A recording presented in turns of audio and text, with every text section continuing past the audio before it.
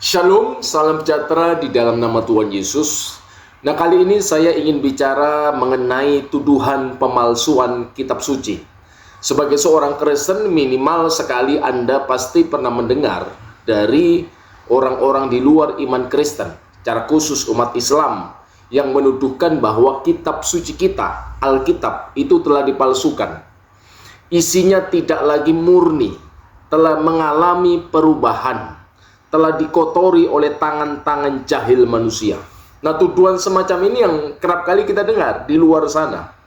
Ya tentu sebagai seorang Kristen kita punya hak untuk menjawab, meluruskan tuduhan, menjelaskan kesalahpahaman mereka terhadap iman Kristen terkait tuduhan pemalsuan kitab suci. Seperti yang pernah saya sampaikan dalam video saya sebelumnya, ini sudah termasuk tuduhan yang klasik, sudah sering kali dibahas, tetapi saya tetap berpikir bahwa umat Kristen perlu juga diajar, diberikan pengertian, pemahaman tentang hal ini, sehingga kita sebagai orang Kristen benar-benar tahu bahwa memang sesuai dengan fakta sejarah, bukan hanya didasarkan pada keyakinan bahwa kitab suci kita, Perjanjian Lama dan Perjanjian Baru, Alkitabul Muqaddas itu benar-benar firman Allah dan dipelihara, terjaga dari segala macam usaha pemalsuan. Nah, bagaimana tanggapan kita? Ya tentu harus kita jawab tuduhan para polemikus Islam itu yang jelas sama sekali tidak didasarkan pada fakta yang ada. Tuduhan pemalsuan kitab suci itu memang bermasalah secara teologis. Bagaimana saya katakan demikian? Saya berikan ilustrasi ya, gambaran bahwa tuduhan ini jelas bermasalah secara teologis. Saya berikan contoh. Tuhan memberikan atau mewahyukan sebuah kitab pada zaman tertentu melalui nabi tertentu kepada umat tertentu. Katakanlah demikian. Kita mengikuti alur berpikir nalar dari para polemikus ini. Nah, kemudian kitab yang diwahyukan Tuhan ini berhasil dipalsukan oleh manusia pada zamannya.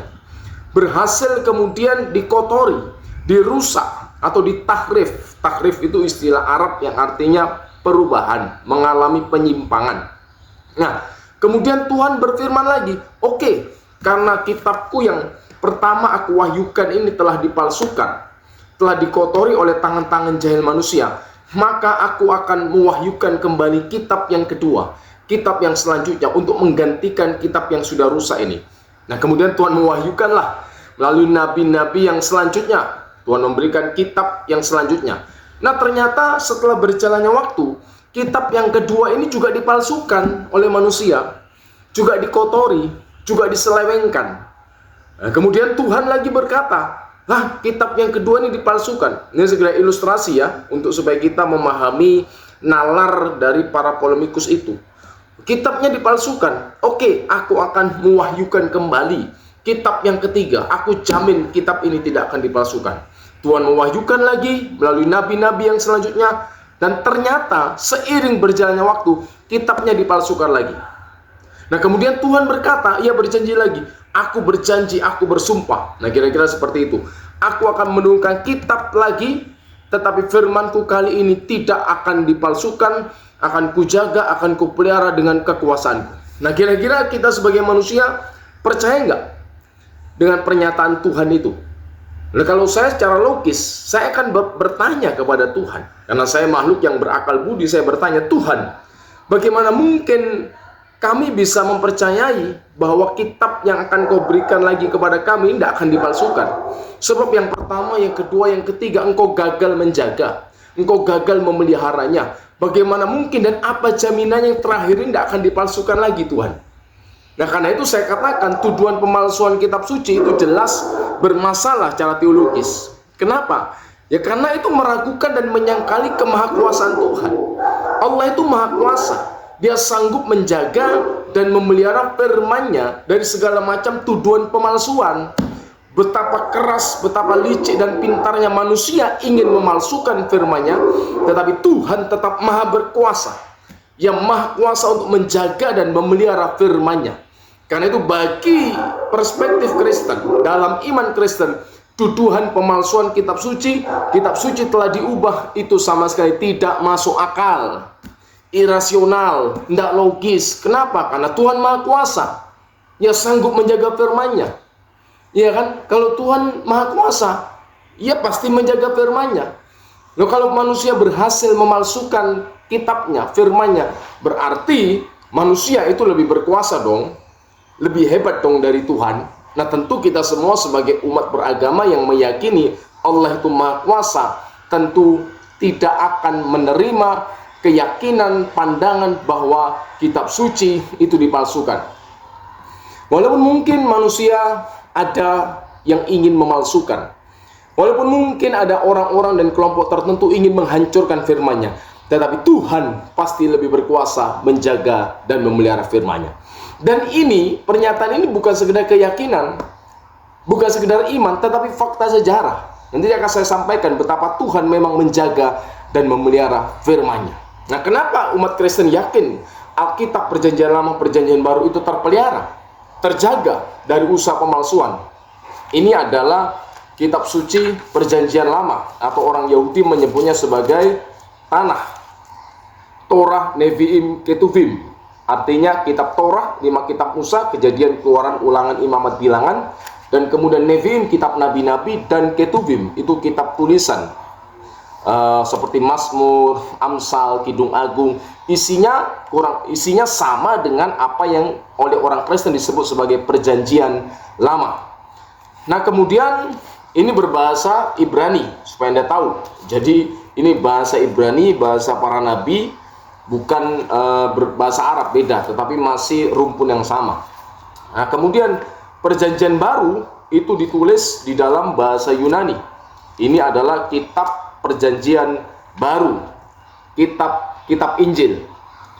Jadi iman Kristen, orang Kristen mempercayai bahwa Alkitab Perjanjian Lama, Perjanjian Baru ini itu terjaga, terpelihara dari segala usaha pemalsuan manusia. Dari mana dasarnya?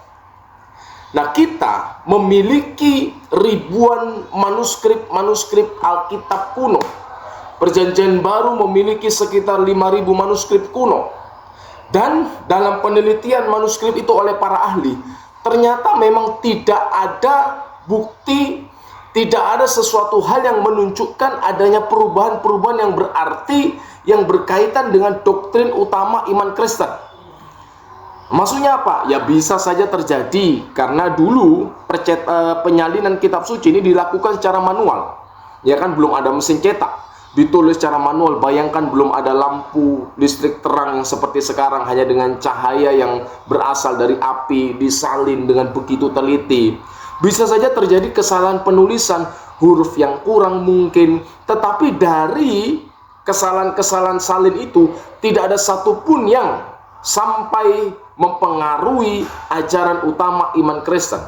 Bahkan bisa dibandingkan, bisa direkonstruksi dari banyaknya naskah-naskah kitab suci. Bayangkan, tidak ada komunitas agama manapun di dunia ini yang memiliki salinan kitab suci yang usianya sangat tua selain daripada iman Kristen dan Yudaisme. Kita punya itu. Dan ini era internet. Silakan Anda bisa cari di internet, ya kan, manuskrip Perjanjian Baru. Ini adalah salah satu edisi buku yang menulis varian-varian teks. Varian-varian teks perbedaan dari manuskrip A, manuskrip B, manuskrip C, dari tahun yang berbeda, yang disalin, dibandingkan. Misalnya dalam pasal yang sama, ayat yang sama, manuskrip A, manuskrip B, ada perbedaan. Itu dilihat, perbedaan ini, perbedaan bersumber dari mana? Apakah karena kesalahan tulis, kesalahan ejaan, atau merupakan penjelasan dari si penyalin? Semua diteliti, dikaji secara terbuka. Bayangkan, ini kitabnya. Ini kitabnya. Anda bisa mengkaji terbuka, benarkah memang ada usaha pemalsuan dari orang Kristen? Nah, faktanya memang tidak ada. Silakan Anda kaji ini. Tidak ada varian-varian naskah itu yang sampai mempengaruhi ajaran utama iman Kristen. Misalnya keselamatan karena penebusan melalui Kristus, ajaran tentang Trinitas, ajaran tentang ketuhanan Yesus. Tidak ada sama sekali yang dipersoalkan tentang hal itu. Yang ketiga, kita bisa membandingkan dengan tulisan bapak-bapak gereja ini. Ini salah satu edisi dari tulisan bapak gereja. Siapakah bapak gereja itu? Bapak gereja adalah muridnya para rasul. Rasul Yohanes, Rasul Petrus itu punya murid, dan muridnya mereka itu menulis sebuah karya tulis yang kebanyakan sifatnya apologetik, menjelaskan, menjawab tuduhan-tuduhan terhadap iman Kristen. Dan dalam tulisan-tulisan bapak-bapak gereja ini itu banyak mengutip kitab-kitab suci, baik perjanjian lama, perjanjian baru. Seorang sarjana Alkitab yang terkenal, Bruce Mesker, ia pernah berkata, seandainya Alkitab itu sudah tidak ada sama sekali, entah karena rusak, ini hanya pengandaian, kita bisa merekonstruksi kembali seluruh PL dan PB dari tulisan bapak-bapak gereja ini. Artinya apa? Kita punya sumber pembanding yang sangat kuat. Dari tulisan bapak gereja ini, kita bisa merekonstruksi kembali isi kitab suci, baik perjanjian lama, perjanjian baru, karena saking banyaknya kutipan-kutipan mereka terhadap kitab suci ini. Nah, sehingga tuduhan pemalsuan kitab suci itu sama sekali tidak masuk akal, irasional, tidak ada dasarnya, tidak ada faktanya. Belum lagi kalau kita tahu tentang penemuan naskah Laut Mati, The Dead Sea Scroll, yang ditemukan sekitar 148 tahun 1948. Di sana ditemukan di Gua Qumran ada banyak naskah-naskah perjanjian lama yang usianya setelah diteliti baik melalui penelitian karbon, paleograf, ya kan, kemudian dari bentuk tulisannya itu paleograf, ternyata usianya itu bertanggal abad kedua yang tertua sebelum Masehi. Jadi kalau kita tarik sampai hari ini, kita punya naskah kitab suci 2200 tahun usianya. Komunitas keagamaan mana yang punya naskah kitab suci begitu tua dan masih ada sampai hari ini selain Yudaisme dan kekristenan? Nah, karena itu sama sekali tidak logis kalau menuduh kitab suci Kristen itu sudah dipalsukan, karena faktanya tidak demikian. Yang terakhir, yang menarik adalah Yudaisme dan kekristenan ini sebenarnya saling menjaga otentisitas kitab sucinya masing-masing. Agama Yahudi itu masih menantikan Mesias untuk datang, tetapi Kristen meyakini Mesias sudah datang dalam pribadi Yesus Kristus. Nah, dua komunitas ini memegang kitab suci yang sama, perjanjian lama. Orang Yahudi menyebut tanah, Torah, Nevi'im, Ketubim. Kalau orang Kristen mencoba memalsukan kitab perjanjian lama, orang Yahudi akan protes, kamu memalsukan kitab suciku. Sebaliknya kalau orang Yahudi memalsukan kitab sucinya, orang Kristen protes, kamu memalsukan kitab suciku. Jadi keduanya sebenarnya diizinkan Tuhan ada bersama sampai hari ini untuk saling menjaga otentisitas kitab suci ini. Nah, karena itu saya katakan tuduhan pemalsuan kitab suci itu sama sekali tidak masuk akal, irasional, tidak logis, karena tidak didasarkan atas fakta sejarah yang ada. Kita punya ribuan manuskrip, baik perjanjian lama, perjanjian baru. Semua bisa diuji terbuka apakah perbedaan teks itu ya karena kesalahan tulis, kesalahan eja, karena kealpaan manusia, karena belum adanya mesin cetak. Zaman mesin cetak saja kadang kita masih bisa menemukan cetakan bacaan yang salah dalam buku-buku yang kita beli. Apalagi ditulis secara manual, disalin secara manual, wajarlah. Tetapi justru kan ada banyaknya manuskrip itu kita bisa merekonstruksi kembali. Kira-kira bacaan aslinya seperti apa, qiraah aslinya seperti apa. Itulah kita bersyukur naskah-naskah kitab suci yang kuno itu dalam iman Kristen tidak dibakar, tidak dihilangkan, tidak dimusnahkan, tetapi tetap dijaga, dipelihara, dipelajari sampai hari ini. Ini salah satu hasil studinya. Anda bisa lihat ini, ya. Jadi Anda bisa beli bukunya. Di sini didaftarkan semua dari Injil Matius sampai kitab Wahyu. Kalau ada perbedaan varian, dan apakah itu sampai membatalkan salah satu ajaran fundamental iman Kristen seperti yang tertulis dalam pengakuan iman rasuli atau pengakuan iman Nisia? Sama sekali tidak. Ajaran iman Kristen sama sekali tidak dibatalkan oleh tuduhan pemalsuan ini. Kitab suci Kristen tetap terjaga, tetap terpelihara sampai hari ini karena Tuhan menjaga dan memelihara firman-Nya. Karena itu jangan ragu, tetap percaya, tetap beriman, setia mengiring Kristus. Dia Immanuel yang menjaga, memelihara firman-Nya, ada bersama-sama dengan kita. Kiranya apa yang saya sampaikan ini memberikan pencerahan bagi kita semua. Amin. Tuhan Yesus memberkati.